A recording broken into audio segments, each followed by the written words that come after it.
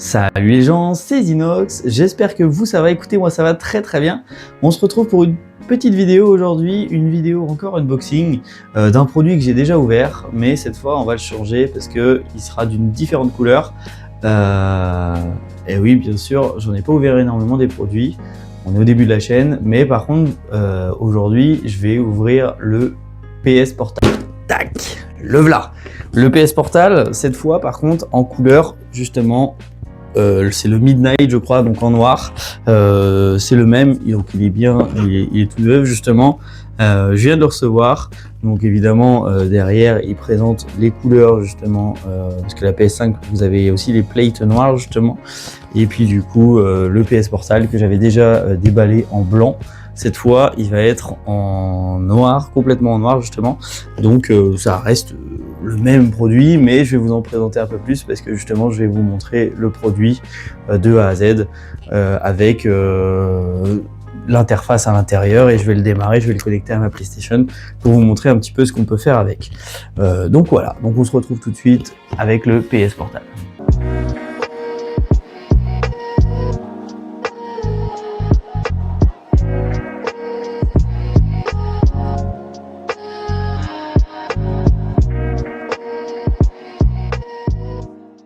On se retrouve avec le PS Portal. Donc justement, comme je vous disais, donc de couleur noire cette fois.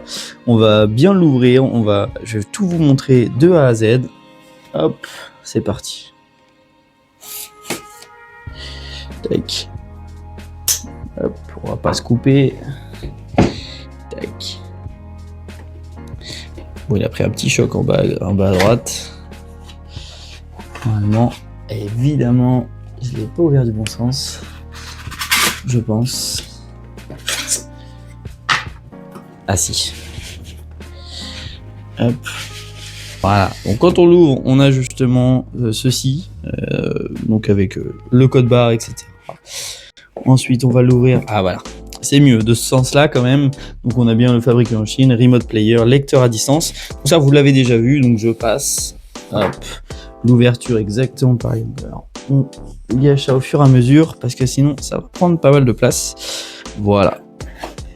Ouverture du PS Portal. Donc, comme déjà dit certainement précédemment, à l'intérieur. Hop, là vous avez le câble USB-C vers USB-C justement de chaque côté. Tac, on garde ça là. Et ensuite, vous avez directement la console, le Remote Play en noir justement. Donc exactement comme la manette noire, j'ai déjà la manette noire, j'ai déjà la manette un peu bleu violette, mais là du coup c'est en noir total. Donc à l'intérieur, j'imagine. Voilà, on a toujours les mêmes papiers, la garantie et le mode d'emploi, j'imagine. Mais le mode d'emploi, on va passer parce que on connaît déjà à peu près le fonctionnement. Et voilà, le voilà. Donc du coup, on va enlever ceci, le joli petit film qui ne va plus nous servir. Il nous montre juste comment allumer le PS Portal. Donc c'est simple, vous avez le petit bouton juste ici, vous restez appuyé et normalement, bam, le voilà. On patiente quelques secondes. PlayStation, donc normalement elle va apparaître en direct. Donc là, hop, vous me voyez, bonjour. English, on va descendre jusqu'en français. Voilà. A few moments later. Voilà. On changera plus tard. Évidemment, on a les mises à jour directement. On fait accepter. On confirme. Les mises à jour. Voilà. Je vous mets un petit accéléré pour les mises à jour. One eternity later. Voilà. Donc après de nombreuses minutes d'attente à faire les mises à jour, etc., que vous aurez à faire au tout départ. Ensuite, il nous demande d'appairer. Donc d'appairer, il nous demande, vous avez un QR code qui apparaît, il suffit de le scanner avec votre application de téléphone, c'est plus rapide, sinon il faut vous connecter manuellement. moi j'ai scanné avec l'application, donc là il me retrouve en fait ma PS5 du coup qui est bien allumée le 3-4, donc c'était aujourd'hui le 3 avril. Là on attend justement vérifier l'un est possible, donc là en fait il faut que la PS5 soit normalement en mode repos et en fait que vous ayez justement dans les paramètres de la PS5 que vous acceptiez. Vous voyez, depuis l'écran d'accueil de la PS5, elle est dans paramètres, système lecture à distance, puis activer lecture à distance, se connecter avec la PS5 en mode repos. Donc là, moi actuellement, elle est en mode repos, c'est pour ça qu'il la détecte actuellement. Donc si je fais ça, là on voit bien que je suis connecté, que je peux vous augmenter, après, augmenter la luminosité. Et c'est tout bon. Donc l'écran est tactile, hein. Donc comme vous pouvez voir, l'écran est tactile, donc ça c'est assez intéressant. Hop. Donc la luminosité est à fond. On va attendre. Là on voit bien le portail, vous voyez, de connexion. Donc là ça veut dire qu'il est en train de se connecter à ma PS5.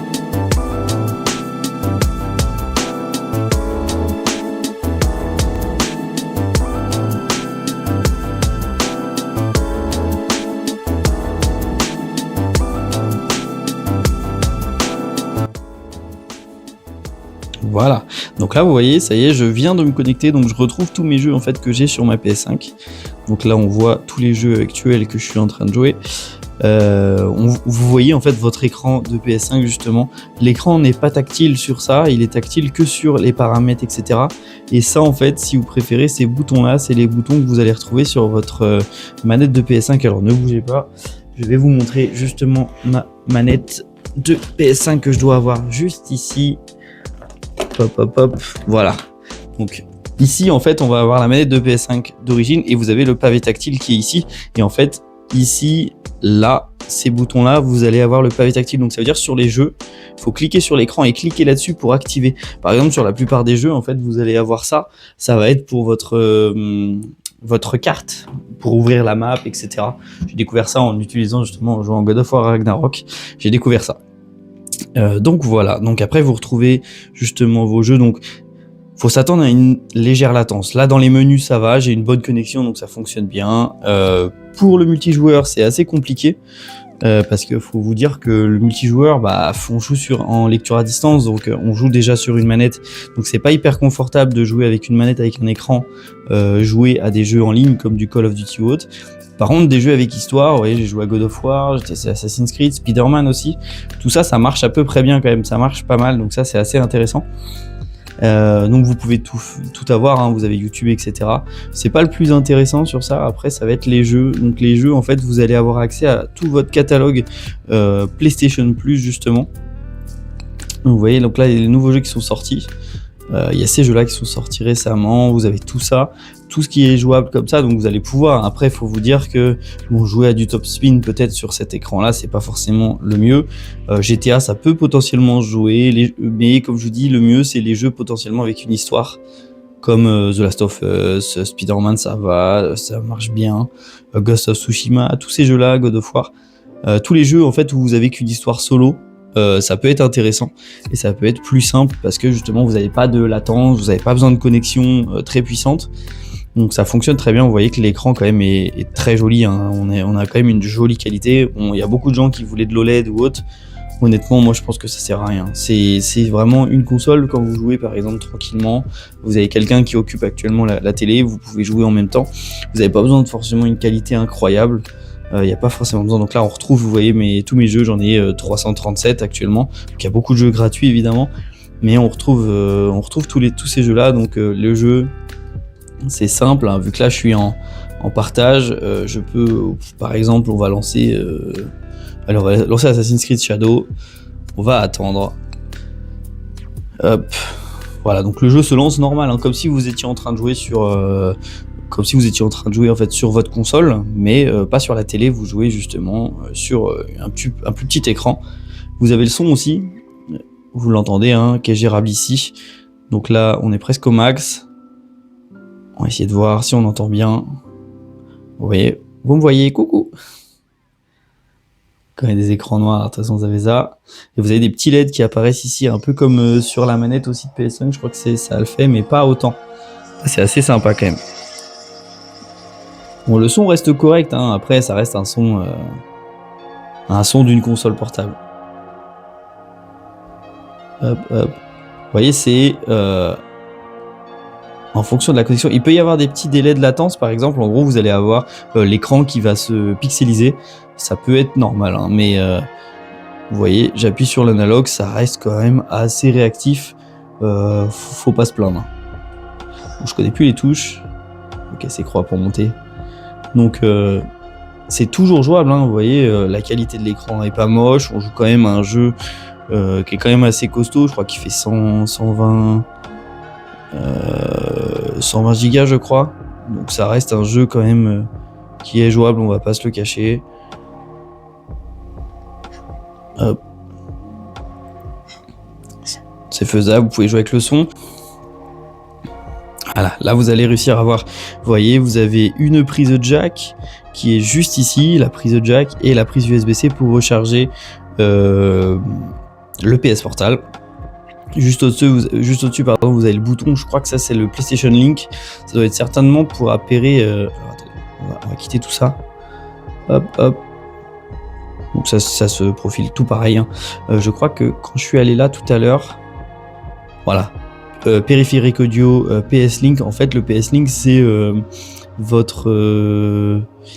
je crois que c'est les appareils comme par exemple les casques sans fil. Alors, ça sera plus les écouteurs, je crois, qui sont comme ça, qui se gèrent avec ce truc-là. Donc voilà, vous avez tout ce qui est comme sur la manette de DualSense, hein, vous pouvez activer, désactiver le micro, le bouton PS pour revenir au menu principal. De toute façon, c'est comme ça. Et justement, après vous avez tout comme la manette, et aussi vous avez accès à tout ce qui est comme la PS5. Donc on voit justement, vous voyez ici, je sais pas si vous allez réussir à voir, vous avez les logos triangle, carré, croix, etc. de la manette de PS5. C'est vraiment la manette de PS5 inclus avec un écran qui est jouable justement. Vous pouvez jouer en ligne, hein, mais comme je vous dis, c'est un peu plus compliqué. Donc voilà, je crois que j'ai tout présenté. Ah oui, je vais vous présenter quand même un petit accessoire que j'ai acheté en plus, justement pour recharger le PS Portal. C'est assez sympa. Donc c'est un petit, vous achetez ça sur Amazon, hein, ça vaut une trentaine d'euros quand même. Donc vous voyez, c'est un adaptateur comme celui-ci. Vous avez juste à brancher un petit adaptateur comme ça, ici, hop, voilà. Ensuite, ça, vous venez le brancher sur secteur. Donc là, je ne vais pas vous le brancher, mais en gros, après, vous venez juste coincer. Normalement, alors si je dis pas de bêtises, je crois que c'est comme ça. Alors, là, plutôt, c'est mieux. Voilà. En gros, vous venez le coincer comme ça, et déjà, ça vous fait un stand justement pour le poser. C'est assez sympathique et ça passe partout, hein, justement. C'est un petit truc, un petit socle. Bon, quand vous le branchez, il y a du RGB, bon, ça, après on s'en fiche un petit peu, mais au moins ça permet de recharger sans fil. Le PS Portal, par exemple, quand vous l'utilisez pas, il se recharge continuellement. Donc voilà, hop, tac. Ça sert à rien de le laisser brancher. On peut le laisser brancher, hein, justement, parce que ça gêne pas énormément. C'est ici en fait. Après, derrière, vous avez aussi un petit port USB-C, justement, où vous allez pouvoir le recharger avec un câble. Donc c'est toujours sympathique. Allez, on se retrouve tout de suite. Voilà, j'espère que la vidéo vous aura plu sur le PS Portal. J'espère que ça vous aura diverti. J'espère que vous en aurez appris aussi un petit peu plus sur cet objet. Justement, si vous avez d'autres questions, n'hésitez pas à me le dire en commentaire. Surtout, likez la vidéo, partagez-la et n'hésitez pas à vous abonner aussi pour suivre les nouveautés que je publie, les nouvelles vidéos et les nouvelles unboxings surtout. Je risque de sortir potentiellement une vidéo gameplay ou autre chose sur peut-être une rediff de live. Justement, n'hésitez pas aussi à me rejoindre sur Twitch aussi, parce que je suis de temps en temps en live sur Twitch. Donc voilà, j'espère que la vidéo vous aura plu. Je vous fais des bisous, c'était Zinox, ciao.